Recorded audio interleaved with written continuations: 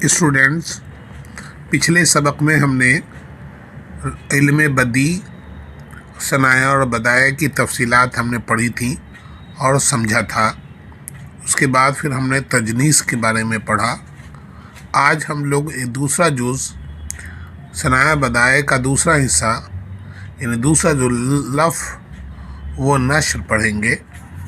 لف جیسا کہ اس کی میننگ ہے لپیٹنا کے، اور نشر کا مطلب ہے پھیلانا، یعنی شعر کے پہلے مصرعے میں کس بات کا بیان کرنا اور اسی کی مناسبت سے نشر یعنی اسی بات کو پھیلانا، اس کی وضاحت کرنا۔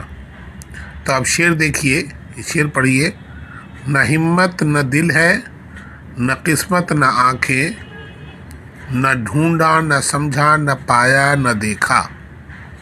یہاں پہلے مصرعے میں ہمت، دل، قسمت اور آنکھیں الفاظ ایک ساتھ استعمال کیے گئے ہیں، اور اسی کی مناسبت سے دوسرے مصرعے میں الفاظ لائے گئے ہیں۔ ہمت کے لیے ڈھونڈا، دل کے لیے سمجھا، اور قسمت کے تعلق سے پایا، اور آنکھیں کے واسطے دیکھا۔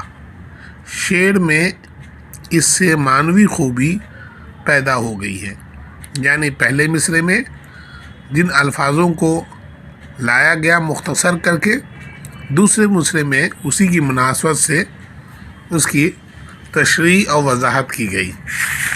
آگے دیکھیے، اب اس کی ڈیفینیشن دیکھیے کہ شعر میں پہلے چند چیزوں کو ایک ترتیب سے بیان کرنا، پھر ان کی مناسبت سے وضاحت کرنا لف و نشر کہلاتا ہے۔ یعنی شعر میں پہلے چند چیزوں کو ایک ترتیب سے بیان کرنا، پھر اسی کی مناسبت سے وضاحت کرنا لف و نشر کہلاتا ہے۔ لف کے معنی ہیں لپیٹنا اور نشر کے معنی ہیں پھیلانا۔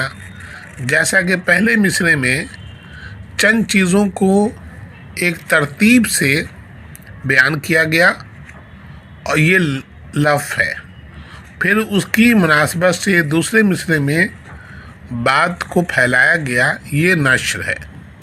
لف و نشر کی دو قسمیں ہیں، مرتب اور غیر مرتب۔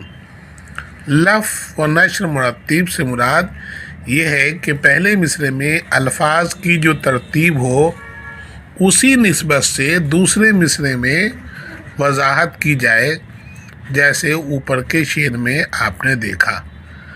جس سیکوینس سے، جس ترتیب سے پہلے مصرعے میں الفاظ پیش کیے گئے ہیں، اسی نسبت اسی ترتیب میں دوسرے مصرعے میں بھی ان الفاظوں کو ترتیب دی جائے۔ لف و نشر غیر مرتب سے مراد یہ ہے کہ پہلے مصرعے کی ترتیب کے مطابق دوسرے مصرعے میں وضاحت اسی ترتیب سے نہ ہو، یعنی اس سے مختصر ہو۔ جیسے کہ شعر دیکھیے، میر ببر علی انیس کا یہ شعر دیکھیے۔ چھپتی تھیں بھاگی جاتی تھیں، گرتے تھے خاک پر، قبضوں سے تیغ جسم سے روحیں، تنوں سے سر۔ چھپتی تھیں بھاگی جاتی تھیں، گرتے تھے خاک پر، قبضوں سے تیغ جسم سے روحیں اور تنوں سے سر۔ چھپتی تھیں جسم سے روحیں کے لیے ہے، بھاگی جاتی تھیں تیغ کے لیے، اور گرتے تھے خاک پر سے مراد تنوں سے سر کا جدا ہو کر گرنا۔ جو ترتیب پہلے مصرعے میں ہے اس کی وضاحت دوسرے مصرعے میں بدل گئی، اسی ترتیب کا بدلنا لف و نشر غیر مرتب کہلاتا ہے۔ ایک شعر اور ملاحظہ فرمائیے۔ کبھی جو زلف اٹھا دے تو منہ نظر آئے، کبھی جو زلف اٹھا دے تو منہ نظر آئے، اسی امید پر گزری ہے صبح و شام ہمیں۔